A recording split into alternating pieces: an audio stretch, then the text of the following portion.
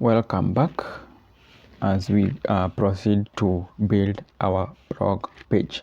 So in this video I want us to work on the search functionality.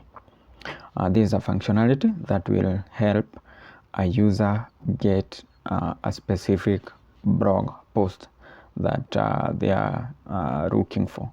For instance, somebody may want to check on some news item because probably your website posts on news, say health issues, and all that.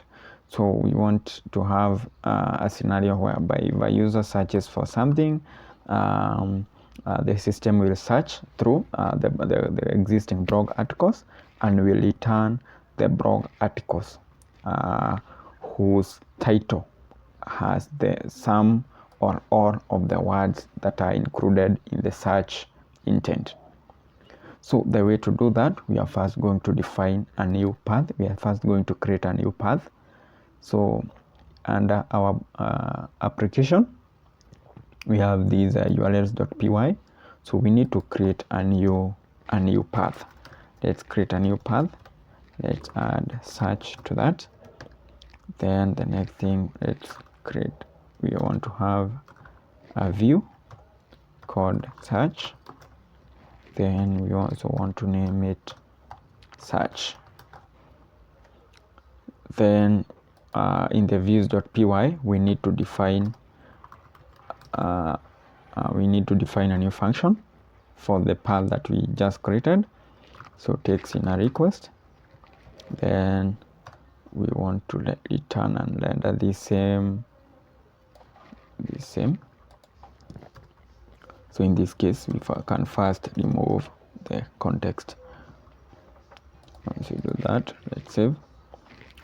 So what we want to achieve, we want to capture whatever the user enters here.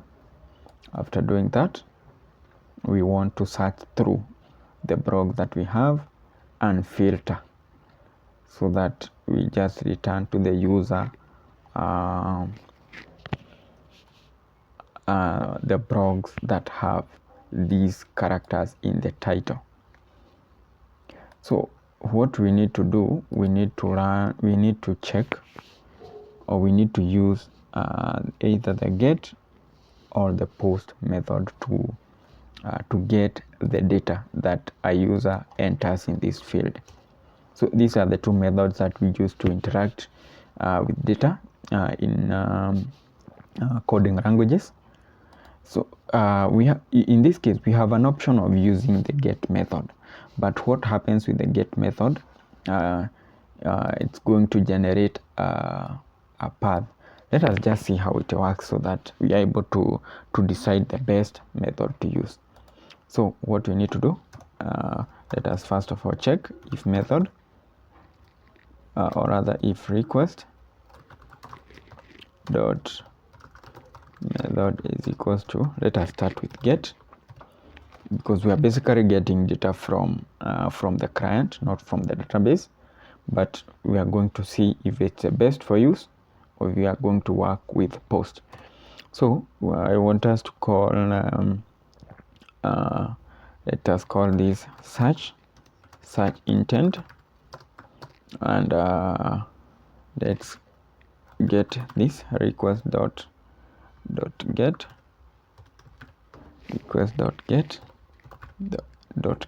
small letters. Then let's get the name, or rather let's get the title instead, or the search intent. We are going to see the uniqueness of whatever we are having here. Then we need to assign the search results to a variable named results. Then we are going to check on blogs. Remember, blogs is our blog models. Then objects, then filter. So what we want to filter, we need to filter the results based on a number of fields. So one of them, we don't want to return to the user blogs that are yet to be published. Then we also need to filter based on whatever title we get here. So that means we want to filter, we want to implement, or rather we want to filter the blogs based on several factors. So what we do, we need to do some importation here, and that is from Django dot models.db import. We need to import Q. So this helps us to sorry, they should be django.db.models. So this helps us to implement filtering some data based on two or more criteria. So in our case, we want to filter one based on whether the blog is published or otherwise, but in our case we want to ensure that we only return to the user results from published blogs. So we need to do that. So we need to check if the blog is published. That should be true. Then we need to have that sign. Then we also need to do another filter. So we want to ensure that the title, we are checking on this title. So let's check if the title, then we have I contains. So we want to check if this particular blog article contains what the user wants. So is equals to search intent. So just a recap, in this result we want to ensure that we return to the user a blog that is approved, then a blog that contains what the user wants, and having used and this ampersand sign, these two must be met. In case we wanted to return the search results, if either of the two is met, we would have used or. So it's either this is true or this is true, but in our case we want both conditions to be met. So once we get that, we need to do a number of things. One of them, we want to copy whatever we have been using in this section. Right, once we do that, let's paste that code here. It's not the best practice to copy code from one function to another, because generally coding suggests that we don't repeat ourselves.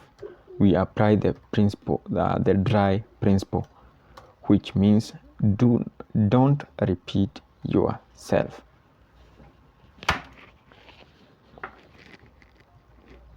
But in this case, let us just do the copying and pasting so that we can have our blog working. Then in future we can see how to ensure that we do not repeat ourselves. Repeating ourselves means we are using these lines of code in two different functions. All right, so we need to do a few adjustments here so that we can achieve what we want. So for the result that we want to return to the client, we do not have approved blogs in this section. What we have results. We have results. Then in the paginator, or rather in this paginator, we also need to pass results.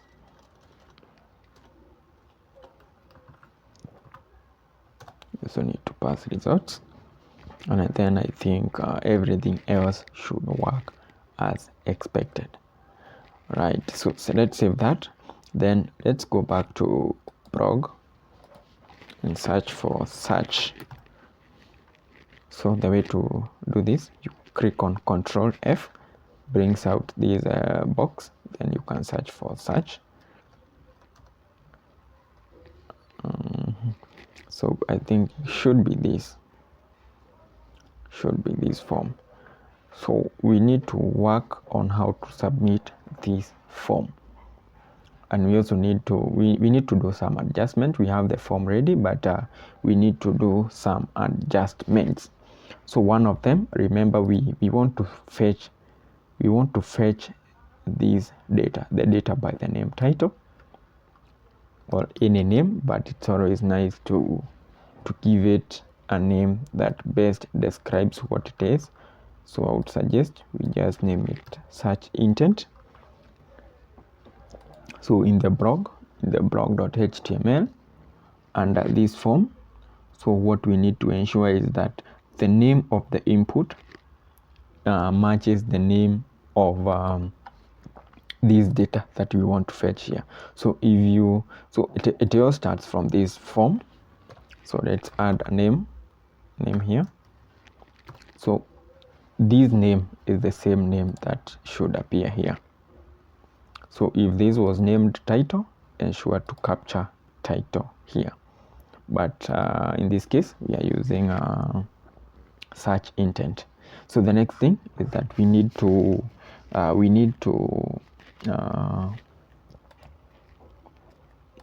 define the method under which we want to submit this form. So for the method, let's call it get. We have decided to first of all check get. Then for the action, let's have URL. Then remember we named it search here. So let's have search in this section. Then in order to submit a form securely, you need to add CSR token block. That's how to do it.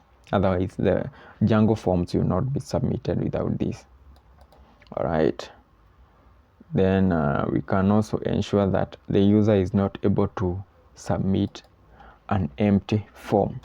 So the way to do that, we need to do required there.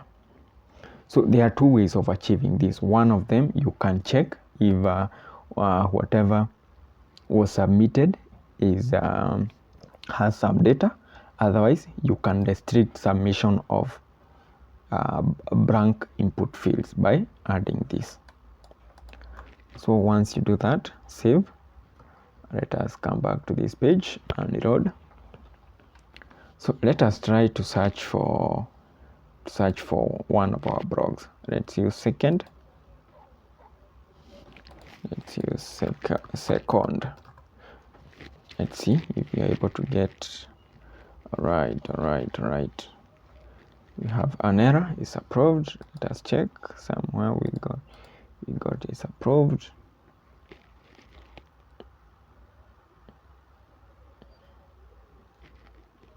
It's approved. It should be is published, not is approved. Should be is published.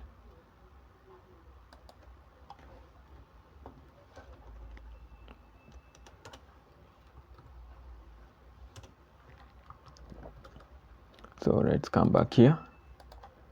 Let's reload. Let's search for second. Let's see. All right. Need to check.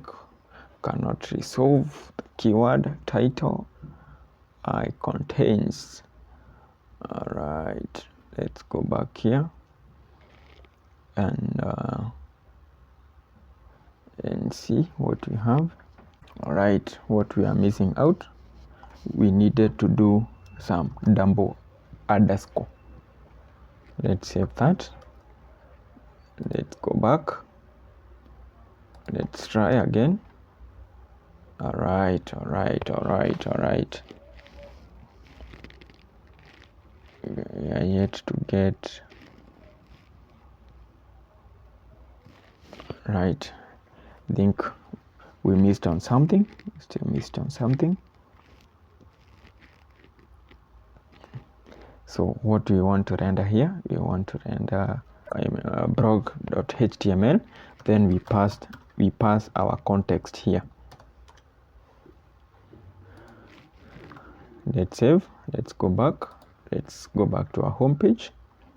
Let's search again, second, then let's see, and there we go. We have been able to implement the search functionality, and we get the second test blog. So let's search for something that probably does not exist. How to work with templates. Then let's key in, let's have enter, and we don't have a blog post with that, so that's why we get that. So let's try again, let's try first. So we are able to get the first blog. So as you can note, we have this long URL that is being generated here.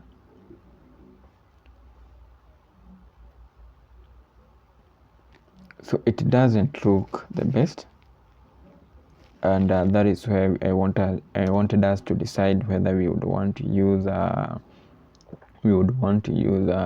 get method or a post method. So this is what get gives us. It returns the search results, but then has this URL. It returns the CSRF middleware token, which is a special token that is generated when submitting a form, and these helps Django authenticate the content of that form. So in our case, we don't have to show this to our users. So what we need to do, instead of using the get method, let us use the post method instead. So we change that. We also change that. Then we can just remove that.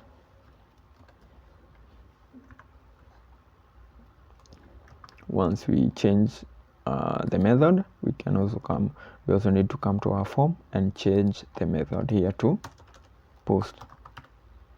Save, then go back to our home page. Then let's search for how to work with templates. Something is missing or something is wrong. So views on line 30 we have. So what we need to do, let us use that instead. Let us use a square bracket instead. Go back to our page. Let's reload. Once we reload, let's check, and there we go. There are no blogs at the moment, so let's search for first, and there we go. So in that video, we have been able to implement the search functionality. We have also been able to test the different form submission method, and we have seen how the two method behaves. So in this new method, you're able to see that whatever data we submit, we don't have that wrong URL here. So that marks the end of this video. See you in the next video.